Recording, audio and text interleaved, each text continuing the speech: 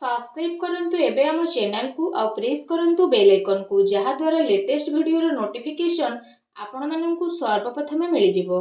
नमस्कार बंधुगण आपण माननकु आम यूट्यूब चैनल को स्वागत। एबे न्याय देवता कर्म फलदाता भगवान शनिदेवଙ୍କ कृपारु विशेष भाबरे जदि आमे आपण माननकु कहिबाकु जाउछु आगामी 9 दिन रे मिलिबाकु जाउछि बड़ तूफानी खबर। जदि विशेष भाबरे कहिबु भगवान शनिदेवଙ୍କ आशीर्वादरु आगामी 9 दिन समय बहुत ही भल समय रहिबाकु जाउछि। भाग्य उदयर टाइम पीरियड ए समय रहइबो। ता सहित अनेक प्रकार लाभ धन लाभ बड़ बड़ सफलता प्राप्त मध्य आपनकु भगवान शनिदेवଙ୍କ आशीर्वादरु विशेष रूप से प्राप्त हेबो।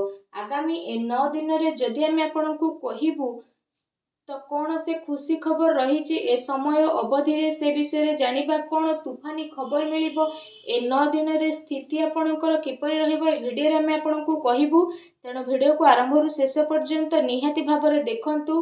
वीडियो को आदौ भी मिस करंतु नहीं कारण ए वीडियो आपणक पई बहुत ही खास आ बहुत ही महत्वपूर्ण रहिबो।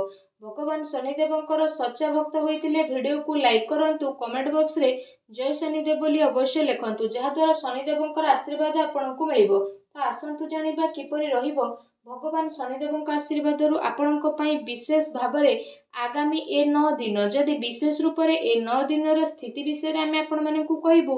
तो फ्रेंड्स ए समय रे कोनोसी समारोह किंबा धार्मिक आयोजन रे शामिल हेबा पई आपणकु आमंत्रण प्राप्त हेबो।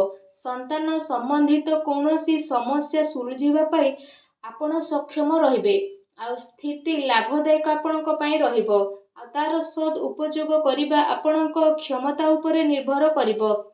आपण से सबुर किपरि व्यवहार करूछंती ए समय रे आपण आपणकर दिल अपेक्षा दिमाग रु निर्णय नेबा आपणकर केते सारा योजना को कार्य रूप रे परिणत मध्य करि देबो।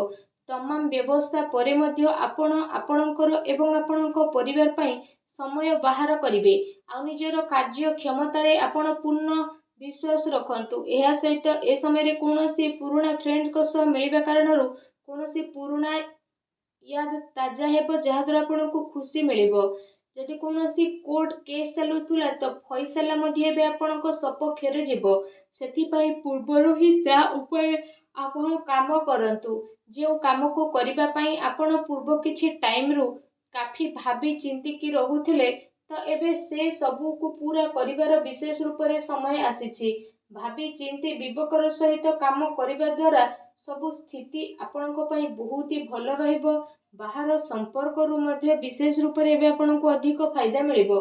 ए समय रे जदि आपण कोनोसी महत्वपूर्ण कार्य रे पैसा लगेबा पई चाहुछंती तो परिस्थिति आपणकर अनुकूल रहिबो। एहा उपरे आपण गंभीरतार सह ध्यान नियंतु। ए समय रे आपण घर आ व्यवसाय संबंधित सबु दायित्व को बहुत ही गंभीरतार सहित आगो को नेबे जहा द्वारा आपणको काफी खुशीर मध्य अनुभव हेबो।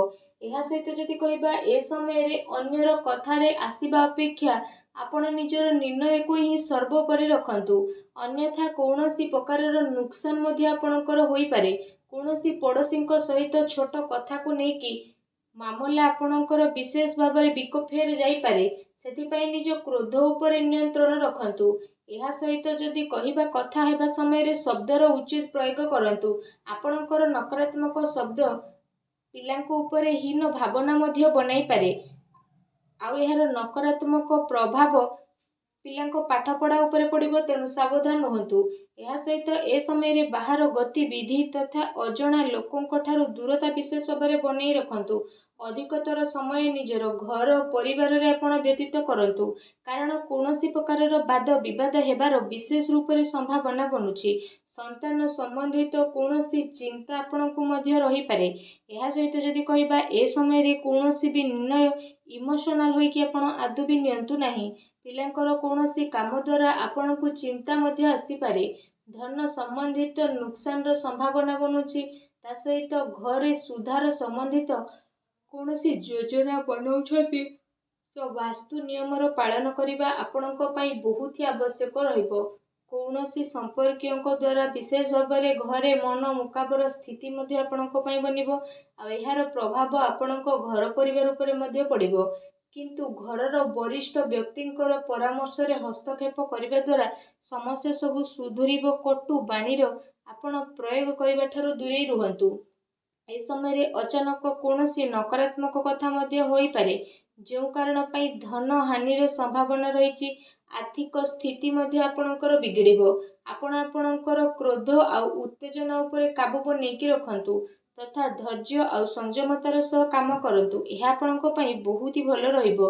ଯଦି ଲଭ୍ ଲାଇଫ୍ ନଜର ବିଷୟରେ ଆମେ ଆଲୋଚନା କରିବା ତ ବିଶେଷ ରୂପରେ ଏ ସମୟରେ ବ୍ୟସ୍ତତା କାରଣରୁ ପରିବାରରେ ଆପଣ ଆପଣଙ୍କ ଟାଇମ୍ ଦେଇପାରିବେ ନାହିଁ, କିନ୍ତୁ ପରିବାରର ଲୋକ ଆପଣଙ୍କ ସ୍ଥିତିକୁ ବୁଝିବେ ଆଉ ସହଯୋଗ ମଧ୍ୟ ପ୍ରଦାନ କରିବେ। ଘରର କୌଣସି କଥାକୁ ନେଇ ପତି ପତ୍ନୀଙ୍କ ଭିତରେ କୌଣସି ଛୋଟ ଲଢ଼େଇ ଝଗଡ଼ା ହୋଇପାରେ, କିନ୍ତୁ ତାର ନକାରାତ୍ମକ ପ୍ରଭାବ ଘରର ବାତାବରଣ ଉପରେ ପଡ଼ିବ ନାହିଁ।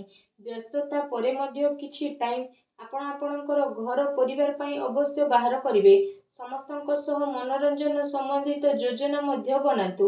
ଏ ସମୟରେ ବଡ଼ ବୃଦ୍ଧଙ୍କ ପ୍ରତି ସେବା ଭାବ ଏବଂ ଦେଖଭାଲ ଆପଣଙ୍କର ପାରିବାରିକ ଜୀବନରେ ସୌଭାଗ୍ୟ ନେଇକି ଆସିବ। ପ୍ରେମ ପ୍ରସଙ୍ଗରେ ପ୍ରଗାଢ଼ତା ମଧ୍ୟ ଆସିବ। ଯଦି କଥା ଆପଣଙ୍କ ବ୍ୟବସାୟ କ୍ୟାରିୟର ବିଷୟରେ କହିବା ତ ବ୍ୟବସାୟ କ୍ୟାରିୟରରେ ସବୁ ନିର୍ଣ୍ଣୟ ଆପଣ ସ୍ୱୟଂ ନିଅନ୍ତୁ। କାହାର ହସ୍ତକ୍ଷେପ ଆପଣ ଆଦୌ ବି ନିଅନ୍ତୁ ନାହିଁ। ଚାକିରି ପେଶା ବ୍ୟକ୍ତିଙ୍କୁ ନିଜର ଟାର୍ଗେଟ ପୂରା ହେବା ଦ୍ୱାରା କିଛି ଉଚ୍ଚ ଅଧିକାରୀଙ୍କର ପ୍ରୋତ୍ସାହନ ମଧ୍ୟ ପ୍ରାପ୍ତ ହେବ, ଯାହାଦ୍ୱାରା ବିଶେଷ ଭାବରେ ଆପଣଙ୍କୁ କାଫି ଖୁସି ଅନୁଭବ ମଧ୍ୟ ହେବ। ତା ସହିତ ଏ ସମୟରେ ସେୟାର ତଥା ସଟ୍ଟା ଭଳି କାର୍ଯ୍ୟରେ ବିଶେଷ ଭାବରେ ଆପଣଙ୍କୁ ଲାଭ ମିଳିବ ଆଉ ସାବଧାନର ସହ ଆପଣ କାମ ମଧ୍ୟ କରିବେ। ଅଟକିଥିବା ପଇସା ମାମଲାରେ ମଧ୍ୟ କାହା ଉପରେ ଭରସା ବା ବିଶ୍ୱାସ କରିବା ଆପଣଙ୍କ ପାଇଁ ଠିକ୍ ହେବ ନାହିଁ। ଧ୍ୟାନ ରଖନ୍ତୁ, କୌଣସି ବ୍ୟବସାୟିକ ସୂଚନା ଏ ସମୟରେ ଆପଣଙ୍କର ଲିକ୍ ହୋଇପାରେ, ତେଣୁ ସାବଧାନ ରୁହନ୍ତୁ। ଏହା ସହିତ ବର୍ତ୍ତମାନ ସମୟରେ ଚାଲୁଥିବା ବ୍ୟବସାୟିକ କାର୍ଯ୍ୟ ସହିତ କିଛି ନୂଆ କାର୍ଯ୍ୟ ଉପରେ ଆପଣ ଆପଣଙ୍କର ଧ୍ୟାନ କେନ୍ଦ୍ରିତ କରନ୍ତୁ, କାରଣ ଏ ସମୟର ପରିସ୍ଥିତି ଆପଣଙ୍କ ସପକ୍ଷରେ ରହିବ ଆଉ ଏହାର ଆପଣ ଅବଶ୍ୟ ଲାଭ ଉଠାନ୍ତୁ। ବ୍ୟବସାୟିକ କାର୍ଯ୍ୟ କ୍ଷମତାରେ ବୃଦ୍ଧି ହେବ। ତା ସହିତ ବିଶେଷ ଭାବରେ ପ୍ରତିଟି ସ୍ଥିତିରେ ବହୁତ ଭଲ ଲାଭଦାୟକ ସ୍ଥିତି ବନିବ। ସମୟର ଆପଣ ଭରପୁର ଫାଇଦା ଉଠାନ୍ତୁ। ଅଚାନକ ହିଁ କୌଣସି ବଡ଼ କାର୍ଯ୍ୟ ଆପଣଙ୍କର ବନିପାରେ, ଯାହାଦ୍ୱାରା ଆପଣଙ୍କୁ କାଫି ଖୁସି ଅନୁଭବ ହେବ। ଏହା ସହିତ ଆପଣଙ୍କୁ ପୂର୍ବରୁ ଯଦି କହିବା ବିଶେଷ ଭାବରେ ତ ବ୍ୟବସାୟିକ ଗତିବିଧିରେ ବର୍ତ୍ତମାନର ସ୍ଥିତିରେ ନିଜର ଧ୍ୟାନକୁ କେନ୍ଦ୍ରିତ କରନ୍ତୁ। ଶୀଘ୍ର ହିଁ ଆପଣଙ୍କୁ ଲାଭର ମାର୍ଗ ମିଳିଯିବ। ତା ସହିତ ଅଚାନକ କୌଣସି ବଡ଼ କାର୍ଯ୍ୟ ବନିବା କାରଣରୁ ମନକୁ କାଫି ପ୍ରସନ୍ନତା ମିଳିବ। ଏହା ସହିତ ଚାକିରି ପେଶା ବ୍ୟକ୍ତି ବିଶେଷଙ୍କ ପାଇଁ ଏ ସମୟ ବହୁତ ହି ଭଲ ସମୟ ରହିବ। ଚାକିରି ସମ୍ବନ୍ଧିତ କୌଣସି ଭଲ ବଡ଼ ଖୁସି ଖବର ଆପଣଙ୍କୁ ଏ ସମୟରେ ଅବଶ୍ୟ ହିଁ ପ୍ରାପ୍ତ ହେବ, ଯାହାଦ୍ୱାରା ଆପଣଙ୍କ ମନ ବହୁତ ହି ପ୍ରସନ୍ନ ରହିବ। ଯଦି ଆପଣଙ୍କ ସ୍ୱାସ୍ଥ୍ୟ ବିଷୟରେ ଆମେ କହିବା ତ ସ୍ୱାସ୍ଥ୍ୟ ପାଇଁ ଏ ସମୟରେ କୌଣସି ପୁରୁଣା ବେମାରୀ ସମ୍ବନ୍ଧିତ ରିପୋର୍ଟ ଆପଣଙ୍କର ଠିକ୍ ଆସିବ ଆଉ ସ୍ୱାସ୍ଥ୍ୟ ଆପଣଙ୍କର ଉତ୍ତମ ରହିବ। କୌଣସି ପ୍ରକାରର ଚିନ୍ତା ଆପଣ କରନ୍ତୁ ନାହିଁ, କିନ୍ତୁ ବର୍ତ୍ତମାନ ନକାରାତ୍ମକ ବାତାବରଣରୁ ନିଜକୁ ଦୂରେଇ ରଖିବାର ବିଶେଷ ଭାବରେ ଆବଶ୍ୟକତା ରହିଛି। ଏହା ସହିତ କୌଣସି ପ୍ରକାରର ଆଘାତ ମଧ୍ୟ ଲାଗିବାର ବିଶେଷ ରୂପରେ ସମ୍ଭାବନା ବନୁଛି। ଆପଣ ବହୁତ ହି ସାବଧାନୀ ପୂର୍ବକ ବାହନ ଚଳାନ୍ତୁ। ନିଶା ସେବନ ଠାରୁ ଆପଣ ଦୂରେଇ ରୁହନ୍ତୁ। ଏହା ସହିତ ଆପଣଙ୍କ ଆଣ୍ଠୁ ଗଣ୍ଠିରେ ବିଶେଷ ରୂପରେ ପ୍ରୋବ୍ଲେମ ଆସିପାରେ। ବାୟୁ ଏସବୁ ଜିନିଷର ସେବନ ଆପଣ କରନ୍ତୁ ନାହିଁ, ଏହା ଆପଣଙ୍କ ପାଇଁ ବହୁତ ହି ଭଲ ରହିବ। ତ ଭିଡ଼ିଓଟି କେମିତି ଲାଗିଲା ଆମକୁ କମେଣ୍ଟ କରିକି ନିହାତି ଜଣାଇବେ ଆଉ ଚ୍ୟାନେଲରେ ଯଦି ନୂଆ ଆସିଥିବେ ତ ଚ୍ୟାନେଲକୁ ସବସ୍କ୍ରାଇବ କରିବା ପାଇଁ ଆଦୌ ବି ଭୁଲିବେ ନାହିଁ। ଧନ୍ୟବାଦ।